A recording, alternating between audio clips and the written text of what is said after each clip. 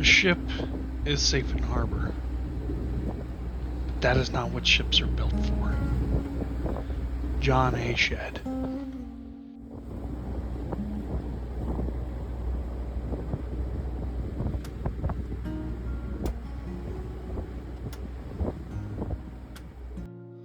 Hello, fellow sailors. Welcome to Sailing Rohirrim.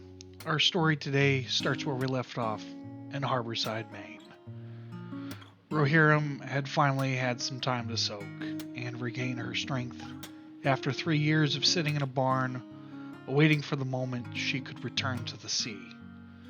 The easy part was over. Now we embark on a trip that would change all of us. A path of endless ocean, painted sunsets and sunrises laid just off of her bow for Dave and I. Dave, having just retired from running trains with me in New Hampshire, had agreed to help bring Rohirrim south. He had 0 sailing experience before this trip. Talk about a trial by fire. Some last-minute chores were completed, such as rigging the sails. Bob had came out on his skiff to help ensure that we had everything right and check on us. And with that, we shook hands and he motored away. With that, our grand moment came. We're finally underway! We were underway.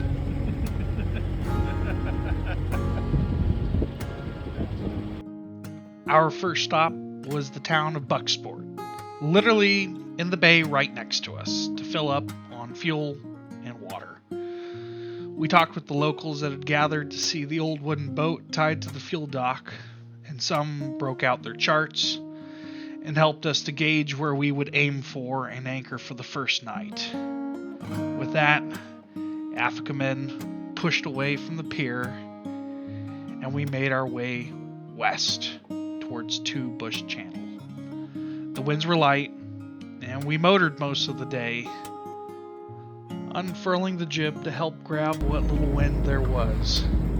We pushed south after entering the channel, and then back to the west, along the side of Two Bush Light, seen here.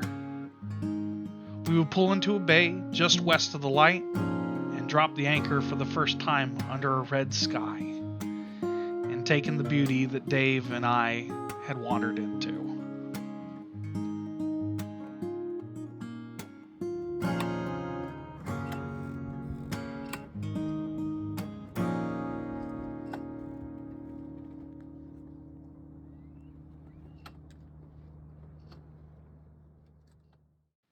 Day 2. We pulled the hook and got underway quickly after breakfast and our coffee. Our goal was to get from 2 Point Light to Cape Nettic.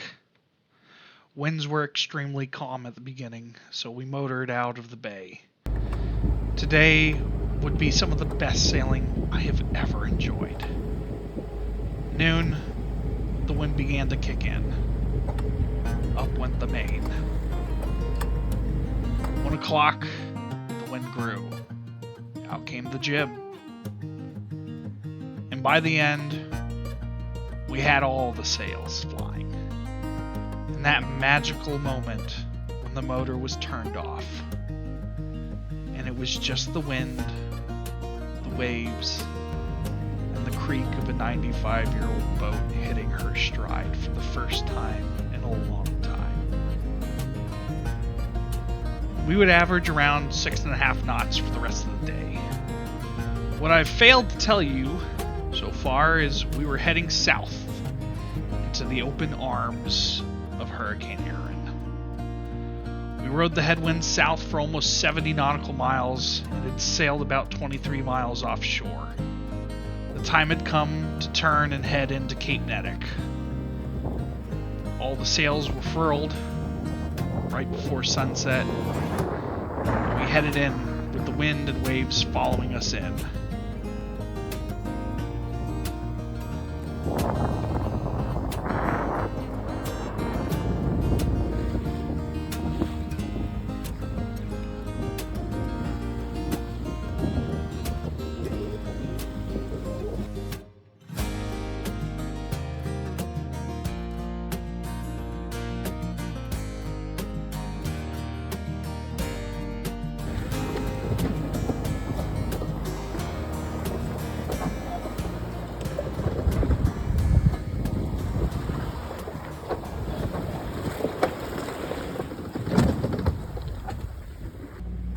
didn't know is Cape Nettic offered no protection.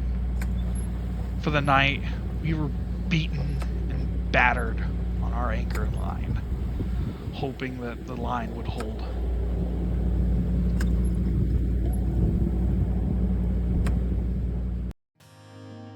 On the dawn of the third day, we emerged from our cabin. The sun was out, the winds blowing invitingly, the swells had calmed a bit. Not enough to stop Dave from getting these incredible shots of Cape Nettic light. We rounded the corner and stopped for fuel and water in York, Maine, had a few teas at the dockside bar, and we were away again. The sails went back up, and we soon found ourselves in the Isle of Shoals, the ending of Maine and the beginning of New Hampshire.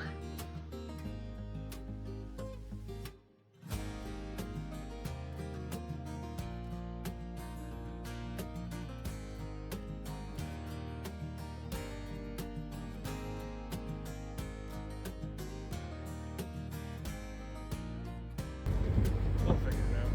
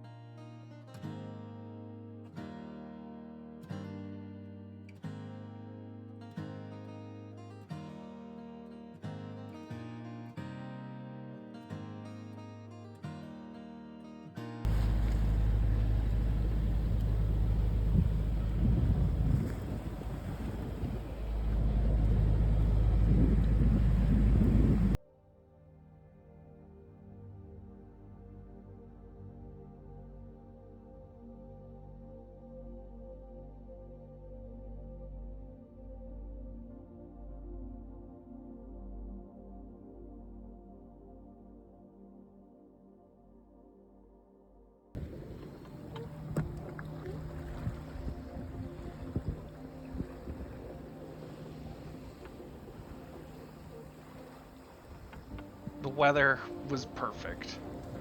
We got to shed our coats and take in the sun and the rolling swells, the last remnants of the hurricane now long gone in our minds.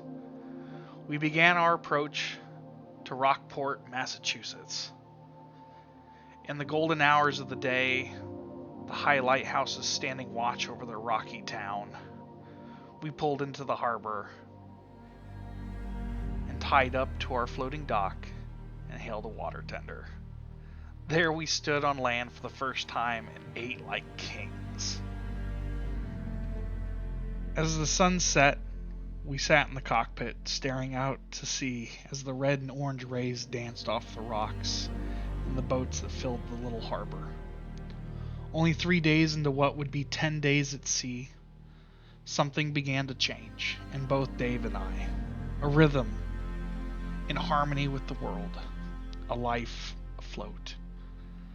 The sea had been planted.